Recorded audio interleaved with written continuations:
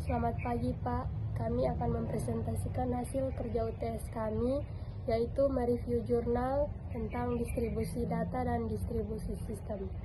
Saya Amelia Fitria Hasan, NIM 23120181. Saya Rizaldi J. Munsir, 23120176. Jurnal pertama, judul jurnal Alternatif Baru untuk Distribusi Beta dan Kumaraswamy untuk Data Hidroklimatologi Berbatas Ganda. Ringkasan isi jurnal, penelitian ini mengusulkan distribusi unit 3 parameter baru yang disebut Generalized Unit Weighable Distribution atau GUED untuk memodelkan data hidroklimatologi berbatas ganda. Metodologi yang digunakan dalam jurnal ini, transformasi variabel nonlinear Lehman tipe 2, analisis momen, pendugaan parameter menggunakan Maximum Likelihood Estimation atau MLE, dan Bayesian Estimation atau BE, simulasi Monte Carlo, dan aplikasi empiris pada data hidroklimatologi.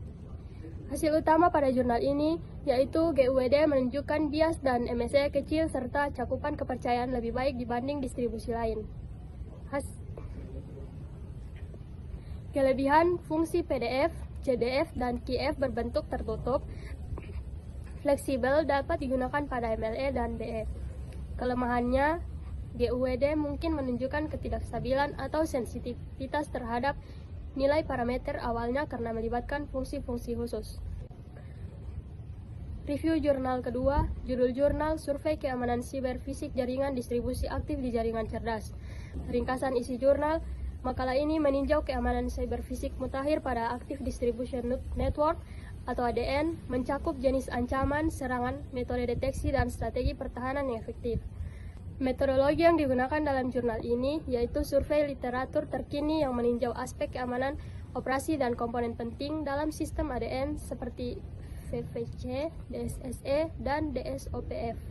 Hasil utama menyoroti tantangan integrasi sumber energi terbarukan dan pentingnya arsitektur pertahanan berlapis untuk menjaga keandalan sistem terdistribusi aktif. Kelebihan, cakupan luas, pembahasan komprehensif, dan memberikan arahan penelitian masa depan. Kelemahannya, belum ada implementasi praktis yang nyata.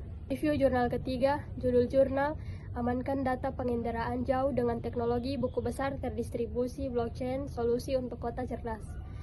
Ringkasan isi jurnal, penelitian ini menggabungkan optimasi SWAM parsial atau POS dan teknologi blockchain konsorsium untuk mengamankan transmisi data pengendaraan jauh dalam kota pintar.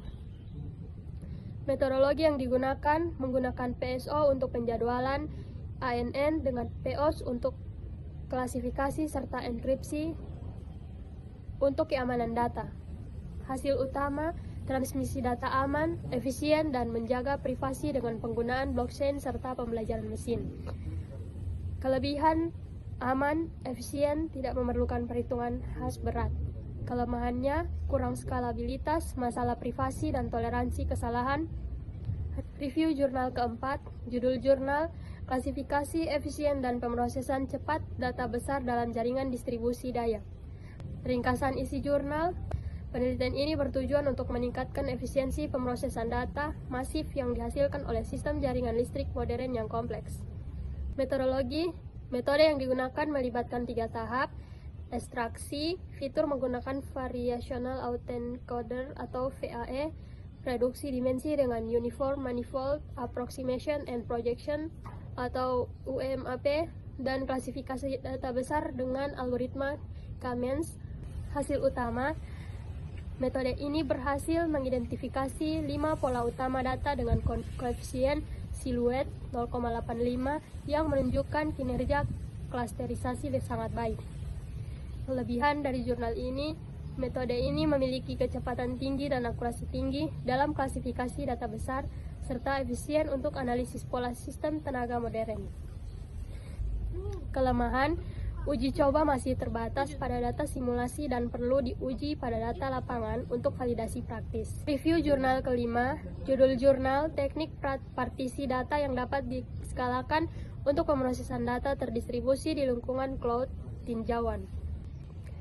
Ringkasan isi jurnal, penelitian ini membahas secara komprehensif berbagai teknik partisi data yang efisien dan dapat diskalakan untuk mendukung pemrosesan data besar pada sistem cloud computing.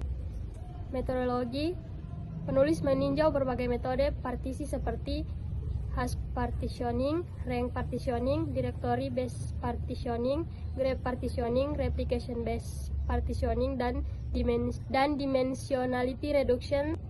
Hasil utama ditemukan bahwa hash partitioning memberikan performa paling efisien dalam pembagian data besar dengan beban yang merata. Kelebihan jurnal ini mendukung skalabilitas dan efisiensi tinggi pada sistem cloud terdistribusi, serta mempercepat pemrosesan data secara paralel.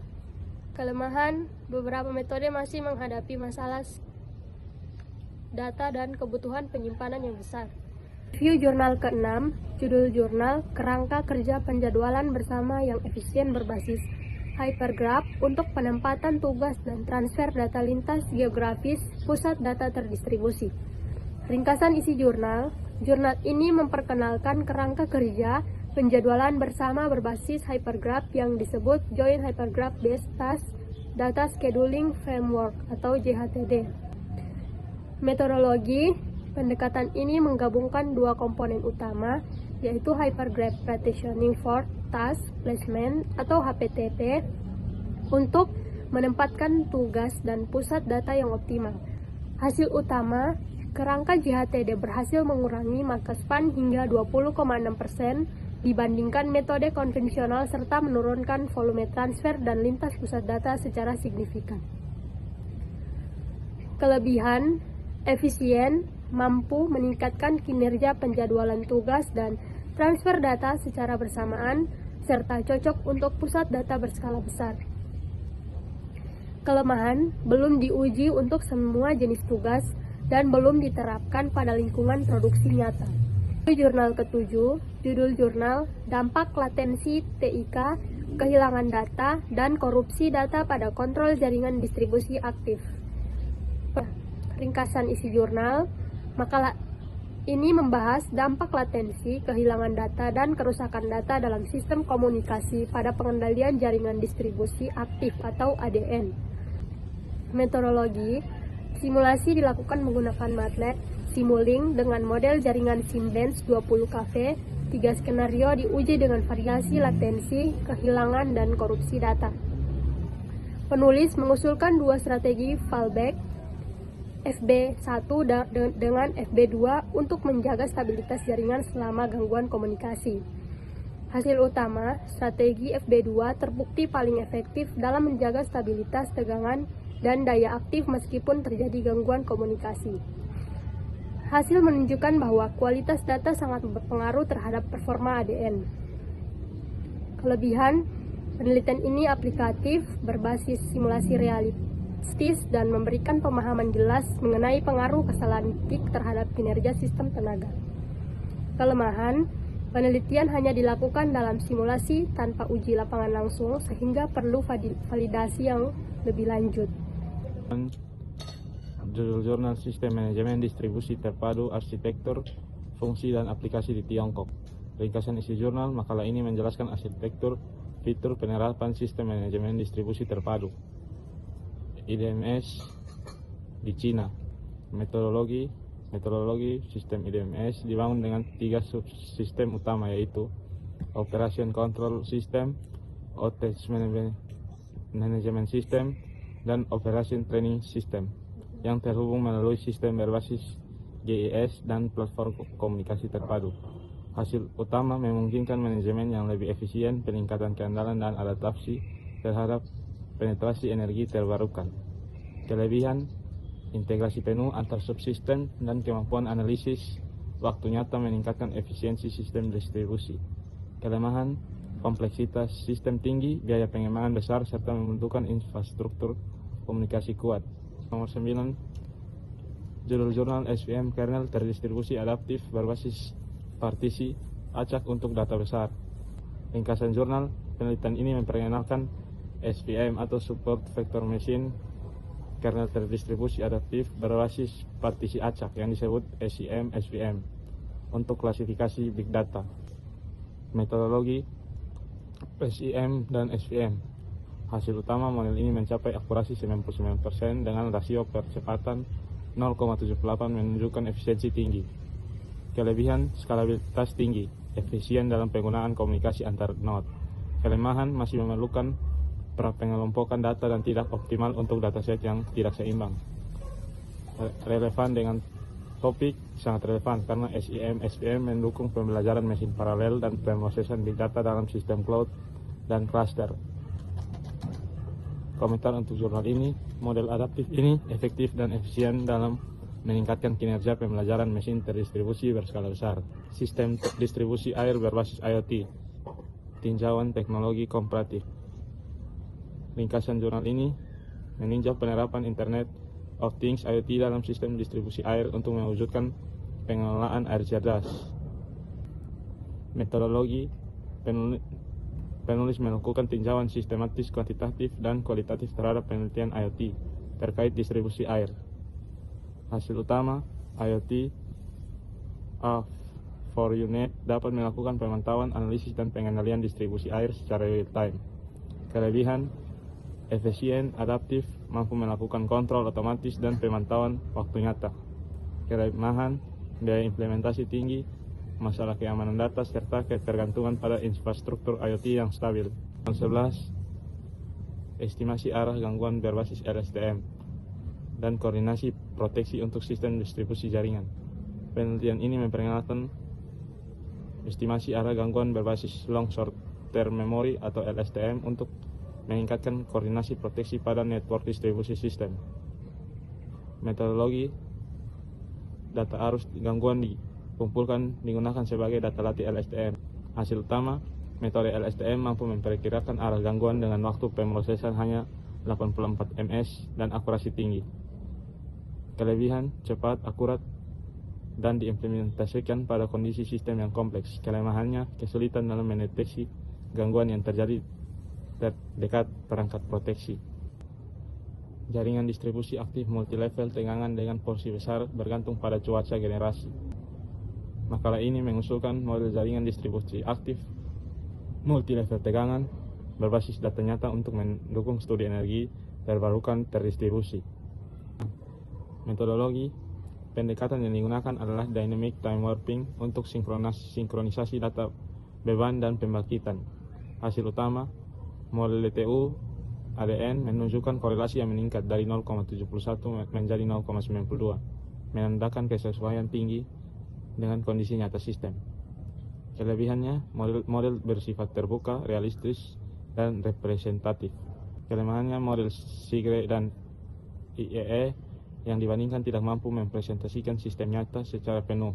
Jurnal yang ke-13, analisis keandalan prediktif sistem distribusi daya dengan mempertimbangkan pengaruh faktor musiman terhadap data pemadaman menggunakan analisis Weibull yang kombinasikan dengan regresi polinomial. Makalah ini menganalisis keandalan sistem distribusi daya menggunakan distribusi Weibull dan regresi polinomial dengan mempertimbangkan faktor musiman. Metodologi, penelitian ini dilakukan dalam 3 tahap, analisis faktor eksternal, internal, kegagalan sistem, dan pengelompokan faktor berdasarkan parameter lingkungan. Hasil utama, ditemukan bahwa 86,63% gangguan berasal dari faktor eksternal, seperti kondisi cuaca dan lingkungan. Kelebihan, metode sederhana mulai diterapkan dan hasilnya dapat divisualisasi. Kelemahannya, keterbatasan data, masa pakai aktual, membatasi tingkat akurasi. Jurnal ke-14, arsitektur dan perancangan algoritma untuk sistem analisis data penerbangan sipil secara real-time regresi polinomial. Makalah ini mengusulkan arsitektur analisis data penerbangan real-time berbasis Kappa dan Apache untuk mendukung pengawasan keselamatan penerbangan yang cepat dan efisien. Metodologi menggunakan model CO Transformer untuk ekstrak fitur data, mekanisme sliding window untuk pembaruan real-time. Hasil utama, sistem mencapai latensi di bawah 250 ms dan akurasi 97,8% dalam mendeteksi anomali dengan kemampuan memproses data dari 505 pesawat secara bersamaan. Kelebihan, efisien, cepat, cocok untuk aplikasi real-time berskala besar. Kelemahan, masih dalam tahap awal pembangunan dan belum diuji di lingkungan industri nyata. Ke-15, sinergi antar teknologi rendah karbon dalam sistem distribusi kendaraan bermotor. Ringkasan jurnal meneliti sinergi antara teknologi photovoltaik, electric vehicle, dan heat pump dalam sistem distribusi tegangan menengah dan rendah MV atau LV skala besar di Irlandia. Metodologi menggunakan model OpenDSS untuk integrasi MV, LV, dan simulasi berbasis quantitative time series, dan HP untuk diuji penilaian pengaruhnya terhadap tegangan dan beban sistem. Hasil utama ditemukan bahwa PV meningkatkan tegangan sistem sedangkan FM menurunkan tegangan. Kombinasi keduanya menghasilkan keseimbangan dan meningkatkan efisiensi sistem. Kelebihannya, realistis berdasarkan data sistem, distribusi nyata dan relevan. Karena kelemahan terbatas oleh ketersediaan data aset dan kendala privasi pengguna. Sekian hasil dari presentasi UTS kami. Terima kasih.